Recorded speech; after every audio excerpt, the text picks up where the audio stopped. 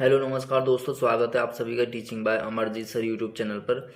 यहाँ हम आपकी तैयारी को नेक्स्ट लेवल तक लेकर जाएंगे। चाहे आप UPSC, PCS, SSC, railway, defence या किसी भी कॉम्पिटिटिव एग्जाम की प्रिपरेशन कर रहे हो, तो शुरू करते हैं आज के सेशन को सिंपल एक्सप्लेनेशन और एग्जाम ओरिएंटेड अप्रोच के साथ में। So let's begin.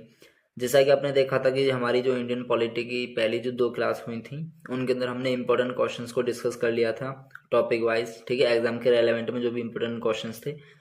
और आज हमारी ये 3rd क्लास है। सो आइए आज के इंपॉर्टेंट क्वेश्चंस को डिस्कस करते हैं। जैसा कि आप स्क्रीन पे देख पा रहे हो, आपका नागरिकता से रिलेटेड है।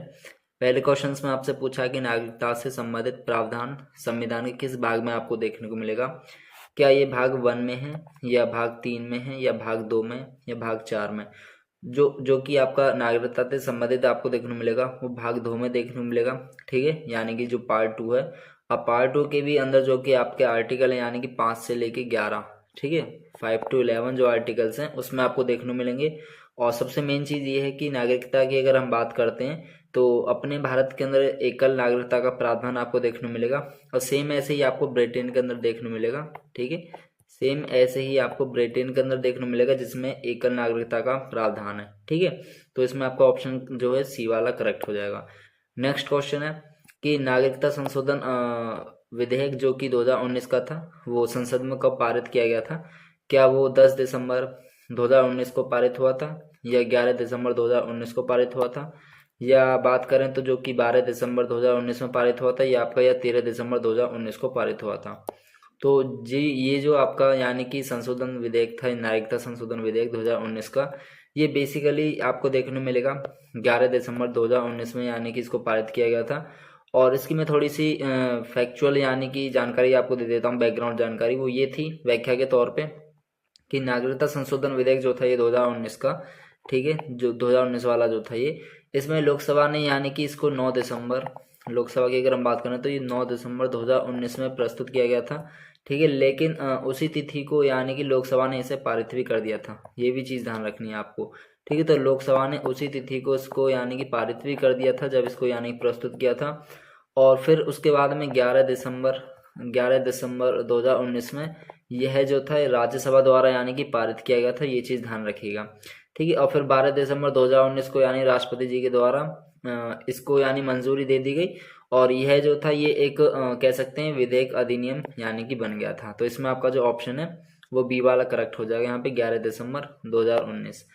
नेक्स्ट क्वेश्चन है मूल अधिकार से रिलेटेड है आपका। पहला क्वेश्चन आपसे पूछा कि भारत के संविधान के अंतर्गत कौन सा अनुच्छेद जो कि कारखानों में बालकों के नियोजन का प्रतिषेध करता है। इट मीन्स ये है कि मतलब वो कौन सा आर्टिकल है जो कि जो छोटे बच्चे होते हैं यानी कि मतलब जो बालक हैं उनके मतलब कि जो भी वो कारखानों वगैरह में जो काम करते हैं, ठीक है, तो उनके रिगार्डिंग यानी कि जो 14 वर्ष से कम की उम्र के जो आपको देखने मिलेंगे, 14 वर्ष के कम के जो बच्चे देखने मिलेंगे उनको यानी कारखानों वगैरह में, फैक्ट्री वगैरह में काम करने पे मतलब इसका प्रतिषेध है यानी रोक लगाता है।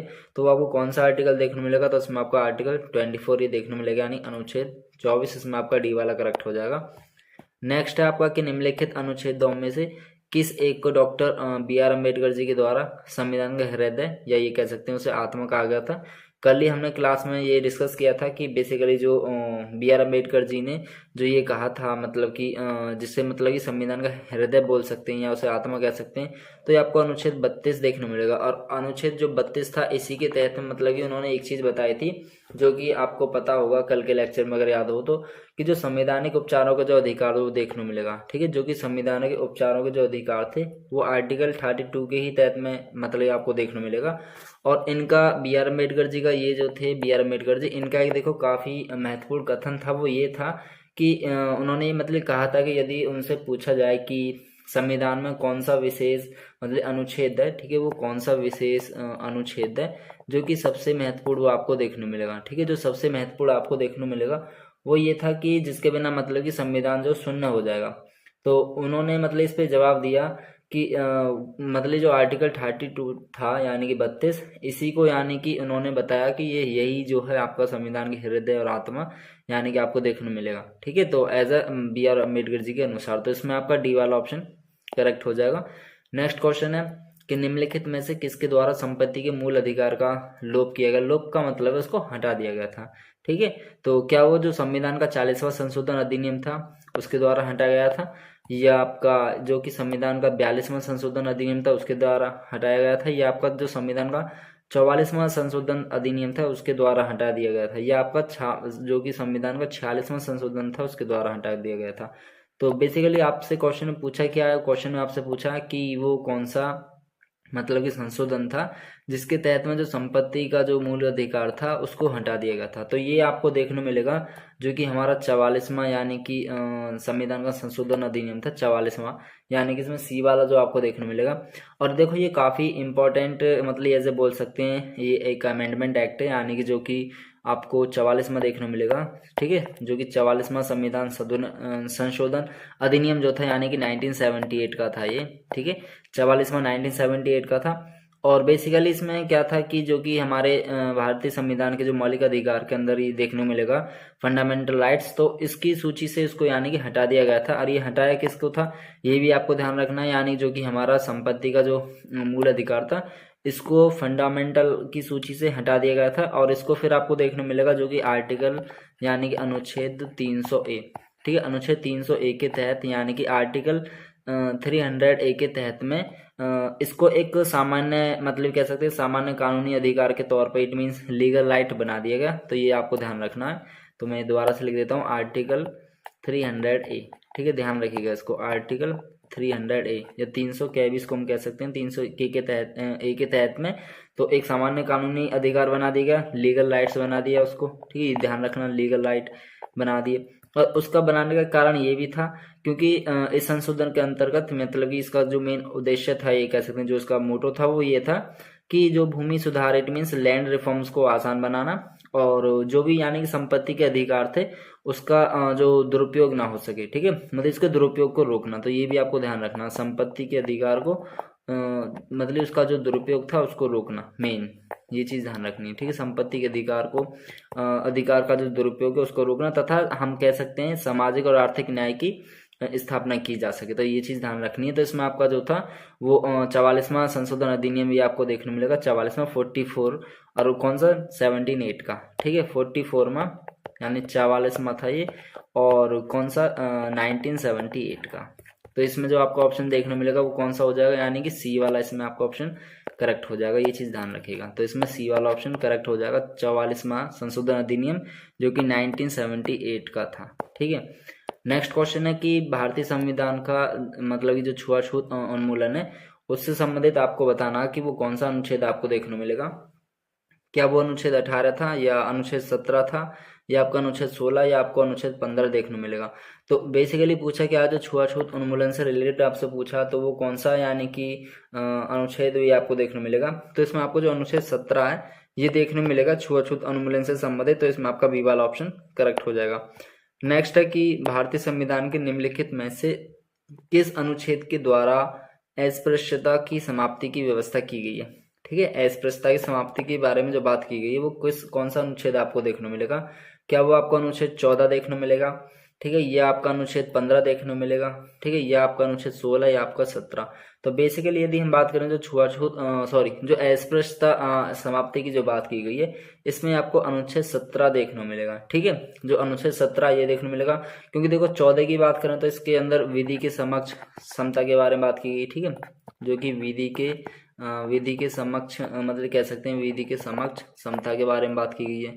और दूसरा जो कि अनुच्छेद 15 इसकी बात करें तो जो लोक नियोजन के विषयों के बारे में बात की गई है। ठीक है, लोक नियोजन के विषयों के बारे में बात की गई है। और अनुच्छेद 16 की बात करते हैं तो ये अनुच्छेद 15 इसमें अनुच्छेद 15 नहीं थे, ये अनुच्छेद 16 है जो कि मतलब ही कह सकते हैं जिसके अंदर यानी कि लोक नियोजन के बारे में बात की गई। ठीक है, और इसकी बात करें तो 17 की आपको देखने को मिलेगा कि जिसमें कि अस्पृश्यता की जो समाप्ति है उसके उन्मूलन की इसमें बात की गई। तो इसमें यानी कि आपका ऑप्शन डी वाला यहाँ पे करेक्ट हो जाएगा। ठीक है, ये 15वां वाला नहीं था। जो लोक नियोजन की बात की गई है उसमें आपका ये 16वां देखने मिलेगा। और इसका जो क्वेश्चन का आपका आंसर है यानी कि अस्पृश्यता की समाप्ति के बारे में जो बात की गई है, ठीक है, तो इसमें आपका डी वाला ऑप्शन करेक्ट हो जाएगा। नेक्स्ट है कि भारत का संविधान स्पष्ट है, 1 सेकेंड, भारत का संविधान स्पष्ट है प्रेस की आज़ादी की व्यवस्था नहीं करता। किंतु यह आज़ादी अंतर्निहित, तो ये 21 अनुच्छेद में आपको देखने को मिलेगी। क्या वो आपकी अनुच्छेद 19 का जो यानी ए वाला पार्ट है, 19 का के, उसमें देखने को मिलेगी। ठीक है, या आपकी बात करें जो 19 का ए है, बी वाला पार्ट, उसमें देखने को मिलेगा, या अनुच्छेद 19 का ए जो कि मतलब इस वाला पार्ट है उसमें देखने को मिलेगा पहले का ही, या अनुच्छेद ए का जो दे वाला पार्ट है उसमें देखने को मिलेगा। तो ये जो आपको देखने को मिलेगी ये आपको 19 का जो पहला वाला पार्ट है उसमें देखने को मिलेगा ए में। ठीक है, जो 19 ए वाला इसमें ऑप्शन आपका करेक्ट हो जाएगा, क्योंकि जो 19 ए का यानी कि पहला वाला जो पार्ट है उसमें बेसिकली प्रेस की आज़ादी के बारे में बताया गया है। ठीक है, उसकी व्यवस्था के बारे में बताया गया है इसमें, जो कि हम कह सकते हैं भाषण। ठीक है, एक तो भाषण हो गई और साथ में एक हो गया आपका यानी जो अभिव्यक्ति। ठीक है, भाषण और अभिव्यक्ति, ये आपको ध्यान रखना। भाषण और अभिव्यक्ति के बारे में जो स्वतंत्रता की बात की गई तो आपको इस वाले आर्टिकल में देखने मिलेगी, तो इसमें आपका यानी ए वाला ऑप्शन करेक्ट हो जाएगा। नेक्स्ट क्वेश्चन है आपका कि भारतीय संविधान के किस अनुच्छेद में भाषण एवं अभिव्यक्ति की स्वतंत्रता के मूलाधिकार का प्रावधान है। अभी मैंने आपको बताया तो वो किस में आपको देखने मिलेगा, जो आर्टिकल 19 था, अनुच्छेद 19 में आपको देखने को मिलेगा। नेक्स्ट क्वेश्चन है कि निम्नलिखित अधिकारों में से कौन सा अधिकार अनुच्छेद 19 ए का यानी जो 19(1) है उसका डी वाला पार्ट यानी फोर्थ, और जो अनुच्छेद 21 है, इन दोनों को मिलाकर पढ़ें तो यानी कि ये लगभग एक से ही आपको वहाँ पे देखने को मिलेंगे। यानी कि इन दोनों को पढ़ने पर जो प्राप्त होता है वो जो देखने को मिलेगा वो बेसिकली क्या देखने को मिलेगा इन दोनों आर्टिकल के बेसिस पे। ठीक है, तो क्या वो विदेश यात्रा का अधिकार देखने को मिलेगा, या आपका शरण पाने का अधिकार देखने को मिलेगा, या हम बात करें जो एकांता का अधिकार यानी इट मीन्स एकांता मतलब प्राइवेसी का देखने को मिलेगा। ठीक है, प्राइवेसी का देखने को मिलेगा, प्राइवेसी, तो एकांता का मतलब हो गया यहाँ पे प्राइवेसी, तो ये चीज ध्यान रखिएगा। ठीक है, प्राइवेसी और सूचना प्राप्त करने का अधिकार, तो इसका जो आपको ऑप्शन देखने मिलेगा जिसके क्वेश्चन के अकॉर्डिंगली, जिसमें पूछा कि 19(1) का डी और 21 को मिलाकर पढ़ने पर जो प्राप्त हमें होगा वो जो देखने मिलेगा वो एकांता का अधिकार देखने मिलेगा, इट मीन्स प्राइवेसी का। और सबसे मेन चीज मैं आपको बता दूं जो कि आपका ये 19(1) वाला जो पार्ट है यानी डी का, इसमें बेसिकली ये चीज बताई गई 19(1) के अंदर कि देखो कोई भी हमारे भारत देश का कोई भी नागरिक है हो, ठीक है, वह मतलब कहीं पे भी और कहीं जगह भी यानी किसी भी तरह की वो यात्रा कर सकता है, बशर्ते एक चीज ध्यान रखनी है वो ये कि वह मतलब कि सार्वजनिक व्यवस्था या जनजातियों के हित के खिलाफ ना हो, तो ये आपको ध्यान रखना। और 21 की यदि हम बात करें तो 21 में बेसिकली ये चीज बताई गई है कि इसमें यह बताया कि किसी भी व्यक्ति के जीवन या हम कह सकते हैं उसकी व्यक्तिगत स्वतंत्रता मतलब व्यक्तिगत स्वतंत्रता के केवल कानून में बताई गई जो प्रक्रिया उसके अनुसार ही मतलब ये हम उसे मतलब छीन सकते हैं, जबरदस्ती या किसी मनमाने ढंग से नहीं कर सकते, तो ये आपको ध्यान रखना। तो इसमें जो 19(1) का डी और 21 का डी है तो इसमें यानी कि सी वाला आपको देखने मिलेगा ऑप्शन। नेक्स्ट है कि धार्मिक स्वतंत्रता के अधिकार के प्रावधान के अंतर्गत ये जो कि सम्मिलित है। ठीक है, धार्मिक स्वतंत्रता के रिगार्डिंग में आपसे पूछा क्वेश्चन में, तो इसका जो आपको देखने मिलेगा वो कौन सा ऑप्शन देखने मिलेगा, मतलब उसके स्टेटमेंट दिए हुए हैं, आपको सही बताना है क्या वो मतलब कि धर्म प्रचार करने का अधिकार बताया गया है इसमें। ठीक है, नेक्स्ट है कि क्या सिखों को मतलब कि कृपा धारण करने का या एवं रखने का अधिकार बताया गया, या राज्यों को मतलब समाज सुधारक विधि निर्माण करने का अधिकार बताया, कि या धार्मिक निकायों को मतलब कि धार्मिक निकाय को जो लोग हैं उनको मतलब धर्म परिवर्तन कराने का अधिकार दिया। देखो आप इस शब्द से भी जो कीवर्ड होते हैं ना, जैसे आप इसमें देख सकते हो, यहाँ पे आपका धर्म परिवर्तन हो गया, यहाँ पे आपका समाज सुधारक हो गया, यहाँ पे कृपाण हो गया, तो इस तरह के कीवर्ड से भी आप मतलब कि आंसर्स को आइडेंटिफाई कर सकते हो कि कौन सा स्टेटमेंट इसमें सही देखने मिलेगा। तो ये सिखों के रिगार्डिंग पूछा कृपाण, यहाँ पे समाज सुधारक, राज्यों के रिगार्डिंग में पूछा, विधि निर्माण के रिगार्डिंग में, यहाँ पे धर्म से रिलेटेड आपसे पूछा। देखो सबसे मेन चीज है कि इसमें देखने मिल रहा धर्म परिवर्तन वाला स्टेटमेंट ही गलत हो जाए, क्योंकि धर्म परिवर्तन कराने का तो कोई अधिकार दिया ही नहीं है। ठीक है, धार्मिक स्वतंत्रता के आधार पर यदि हम बात करें तो इसमें जो ये चौथा वाला स्टेटमेंट यहाँ पे गलत हो जाएगा, बाकी थर्ड वाला यहाँ पे सही देखने मिलेगा, क्योंकि राज्यों के आधार पे मतलब राज्यों को मतलब समाज सुधारक को विधि निर्माण का अधिकार प्राप्त है, और सिखों को भी मतलब कृपाण धारण करने का यानी उसे अपने पास रखने का पहनने का भी अधिकार है उसमें देखने मिलेगा, और जो कि धर्म प्रचार प्रसार करने का भी आपको अधिकार देखने मिलेगा। यानी कि इसमें 1 2 3 यानी कि तीनों ऑप्शन सही देखने मिलेंगे, लेकिन फोर्थ वाला जो वो गलत हो जाएगा, तो केवल इसमें आपका ए वाला ऑप्शन करेक्ट हो जाएगा, यानी फर्स्ट, सेकंड और थर्ड। नेक्स्ट क्वेश्चन है आपका कि भारतीय संविधान की प्रस्तावना में मतलब कि जो कि आपका प्रयुक्त शब्द है ये समाजवाद। ठीक है, इसके निम्नलिखित में आपको बताना कि वो किस अनुच्छेद या किस अनुच्छेदों के साथ में मिलाकर पढ़ने से कह सकते हैं कि सर्वोच्च न्यायालय को समान कार्य के लिए समान वेतन मतलब मौलिक अधिकार परिभाषा के तौर पे उसकी जो मतलब उसको शक्ति प्राप्त हुई है। तो ये आपको किस ऑप्शंस में देखने को मिलेगी, क्या वो अनुच्छेद 14 में देखने को मिलेगी, या आपकी कह सकते हैं अनुच्छेद 14 या 15 में, ठीक है, या आपके अनुच्छेद 14, 15 या 16 में देखने को मिलेगी, या आपकी अनुच्छेद 14 तथा 16 में देखने को मिलेगी। तो बेसिकली ये जो आपको देखने को मिलेगा ये आपका अनुच्छेद 14 और 16 में देखने को मिलेगी, ठीक है, अनुच्छेद 14 और 16 में, यानी इसमें आपका जो ऑप्शन देखने को मिलेगा वो डी वाला देखने को मिलेगा। क्यों? क्योंकि देखो इसका एक छोटा सा बेसिक सा रीजन है, वो ये की है क्योंकि देखो क्वेश्चन में आपसे पूछा, क्या क्वेश्चन में आपसे पूछा ये है कि वो अनुच्छेद कौन सा है जिसमें यानी कि मतलब जिन अनुच्छेदों को एक साथ पढ़ने पर हमें ये चीज मिले कि सर्वोच्च न्यायालय को समान कार्य के लिए, यानी समान कार्य के लिए समान वेतन प्राप्त हो, ठीक है, समान कार्य के लिए समान वेतन प्राप्त हो। और जो कि आपको आर्टिकल 14 और 16 में ऐसा देखने को मिलेगा कि जो मतलब कि समान कार्य के लिए समान वेतन प्राप्त किया जाए, यानी कि ये कह सकते हैं समान कार्य के लिए समान वेतन का जो सिद्धांत है वो आपको देखने को मिलेगा आर्टिकल 14 और 16 में, ठीक है। तो ये सर्वोच्च न्यायालय के अकॉर्डिंगली आपको ये देखने को मिलेगा। तो इसमें आपका ऑप्शन यानी कि डी वाला करेक्ट हो जाएगा, ये चीज ध्यान रखिए, इसमें आपका डी वाला करेक्ट हो जाएगा। नेक्स्ट क्वेश्चन है कि किसी व्यक्ति को एक ही अपराध के लिए एक बार से अधिक यानी कि अभियोजित और दंडित नहीं किया जाएगा। अपराधों के लिए दोष सिद्धि के संबंध में उपयुक्त संरक्षण किस अनुच्छेद के अंतर्गत दिया गया है, ठीक है। तो बेसिकली पूछा गया है कि अगर कोई अपराधी है, यदि उसको ऑलरेडी पहले ही दंड मिल चुका तो उसे यानी कि दोबारा से यानी कि या एक से ज्यादा बार उसे दंड नहीं दिया जाए, तो उसके रिगार्डिंग में आपसे पूछा तो क्या उसमें आपको अनुच्छेद देखने को मिलेगा, क्या वो आपका अनुच्छेद 19 देखने को मिलेगा, या अनुच्छेद 20 देखने को मिलेगा, या अनुच्छेद 21 या अनुच्छेद 22। तो बेसिकली ये अनुच्छेद 20 में देखने को मिलेगा, जिसके अंदर मतलब ये बताया गया कि किसी भी व्यक्ति को एक ही अपराध के लिए एक बार अधिक मतलब कह सकते हैं जो अभियोजित और दंडित नहीं किया जाएगा, केवल मतलब कि अपराधों के लिए जो दोष सिद्धि के संबंध में आपको पूछा, तो इसमें आपका यानी आर्टिकल 20 वाला सही हो जाएगा, ठीक है। Sorry for that.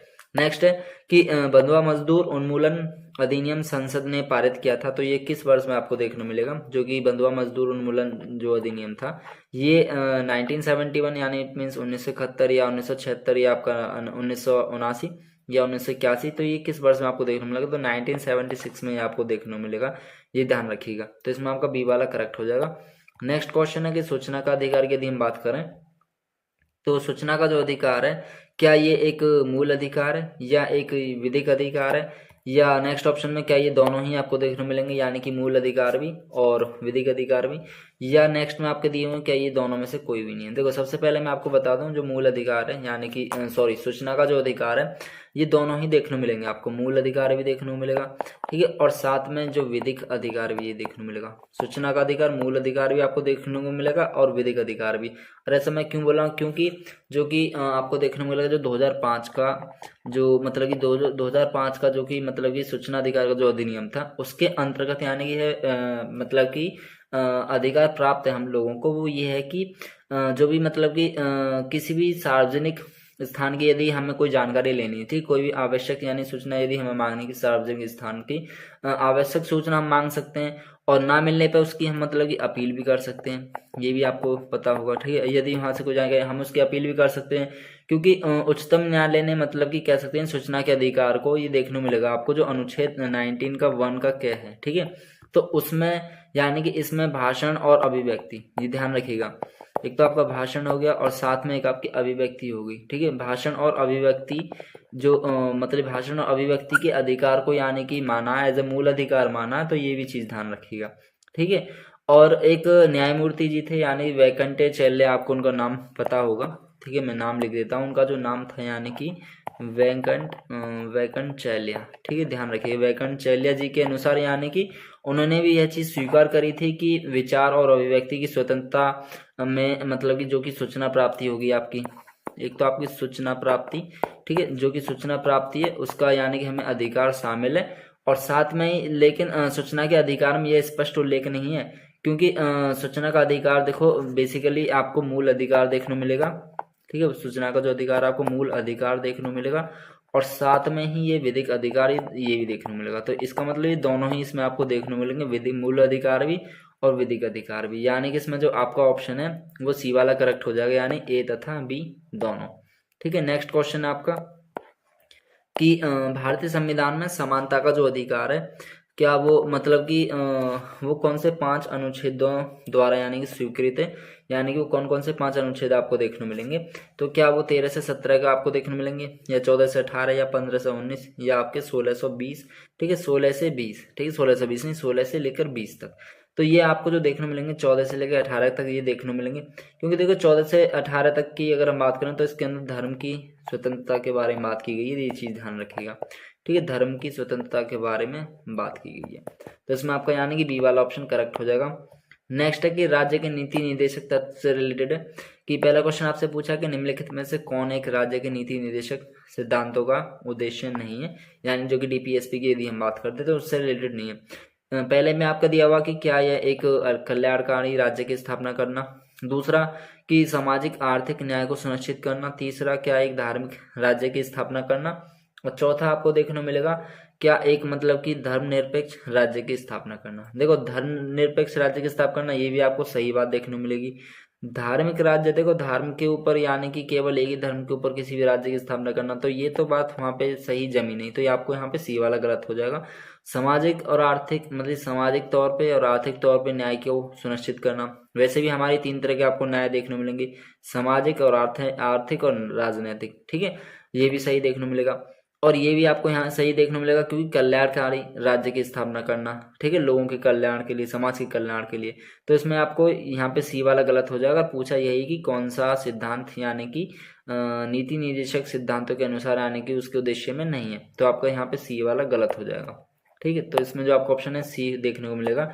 नेक्स्ट है कि समान कार्यों के लिए समान वेतन भारत के वो मतलब कि किस मतलब भारत के संविधान में सुनिश्चित किया गया है, तो क्या वो आपको मौलिक अधिकार में देखने को मिलेगा। अभी मैंने वैसे प्रीवियस क्वेश्चन में इसको बता दिया था, या वो राज्य के नीति निर्देशक के सिद्धांत हैं उसमें ये आपको देखने को मिलेगा, या मौलिक कर्तव्य में, आर्थिक अधिकार में। तो ये आपको जो कि हमारे राज्य के डीपीएसपी यानी कि नीति निर्देशक सिद्धांत, उसमें ये आपको देखने को मिलेगा, ध्यान रखिएगा, ठीक है। इसमें आपका बी वाला करेक्ट हो जाएगा, जो कि समान कार्य के लिए समान वेतन यानी कि भारत के संविधान में सुनिश्चित किया गया था, ठीक है। नेक्स्ट क्वेश्चन है कि सूची 1 को तथा सूची 2 को मतलब कि सम्मिलित कीजिए, नीचे दी गई कूट को अपना मतलब भी ये आपको मैच करने कि कौन सा अनुच्छेद किस विषय में बात कर रहा है। तो सबसे पहले हम अनुच्छेद को देख लेते हैं। अनुच्छेद 40 की यदि हम बात करते हैं तो बेसिकली देखो जो अनुच्छेद 40 है, इधर एक आपका 41 है, ठीक है, एक आपका 44 है और एक आपका 48 है। तो ये जो आपको अलग अलग अनुच्छेद दिए हुए हैं इनके विषय में जो यहाँ पे जानकारी दी हुई है ये आपको मैच करनी है। अनुच्छेद 40 की यदि हम बात करें तो सबसे पहले तो अनुच्छेद 40 जो आपका ग्राम पंचायत के गठन से रिलेटेड आपको देखने मिलेगा, यानी कि जो ए का है वो आपको ऑप्शन में 1 देखने मिलेगा, ए का 1। तो सबसे पहले आप एक और ऑप्शन को देख लीजिए। ए का 1 देखो अभी फिलहाल 2 ऑप्शंस में देखने मिलेगा, पहले वाले में और सी वाले में, यानी ए में और सी में। तो बी और डी तो अभी गलत हो गए। और बाकी नेक्स्ट देख लेते हैं कि ये जो अनुच्छेद यानी कि 41 है ये किससे रिलेटेड आपको देखने मिलेगा। तो अनुच्छेद जो 41 की यदि हम बात करते हैं तो यानी कि ये देखने को मिलेगा आपको काम करने के अधिकार के रिगार्डिंग में, ठीक है, जो कि काम करने के अधिकार में आपको रिगार्डिंग देखने मिलेगा, यानी कि बी का यहाँ पे क्या हो जाएगा 2। नेक्स्ट आपसे पूछा कि अनुच्छेद 44 की यदि हम बात करें तो इसमें आपसे पूछा कि नागरिकों के लिए समान नागरिक संहिता होना चाहिए, तो इसमें यानी बी सी का आपका यहाँ पे 3 हो जाएगा, ठीक है। तो ये एक सीक्वेंस आपको देखने को मिलेगा। और डी का बच्चा कौन सा अनुच्छेद 48 यानी कृषि और एवं पशुपालन से संबंधित है आपको देखने मिलेगा, यानी कृषि और पशुपालन का गठन। तो यानी कि 1 2 3 4 आपको सीक्वेंस देखने मिलेगी। तो आपको पहले ही ऑप्शन में देखने मिल रहा है 1 2 3 4, यानी कि ए वाला आपका करेक्ट हो जाएगा। नेक्स्ट क्वेश्चन है कि मनरेगा कार्यक्रम निम्नलिखित में से भारतीय संविधान के किस अनुच्छेद को लागू करने के लिए लागू करने हेतु, ठीक है, लागू करने हेतु लाया गया था, ठीक है। तो ये किस मतलब ये किस अनुच्छेद में आपको देखने को मिलेगा। क्या वो आपका अनुच्छेद 43 में था, ठीक है, या आपका अनुच्छेद 45 में था, या अनुच्छेद 47 में था, या अनुच्छेद 50 में था। तो ये जो आपको देखने मिलेगा जो मनरेगा कार्यक्रम ये अनुच्छेद 43 के अंतर्गत आपको देखने मिलेगा। और ये भी कौन से पार्ट में, जो कि हमारा भाग 4 है, ठीक है, पार्ट 4 में आपको देखने मिलेगा, पार्ट 4 के अंदर, ठीक है, पार्ट 4 के अंतर्गत। और पार्ट 4 में भी किसमें, जो कि राज्य के नीति निर्देशक तत्वों के अंतर्गत अनुच्छेद 43 के द्वारा यानी कि लाया गया था इसको, ये चीज ध्यान रखिएगा। नेक्स्ट क्वेश्चन है कि निम्नलिखित में से कौन एक राज्य का नीति निर्देशक तत्व नहीं है।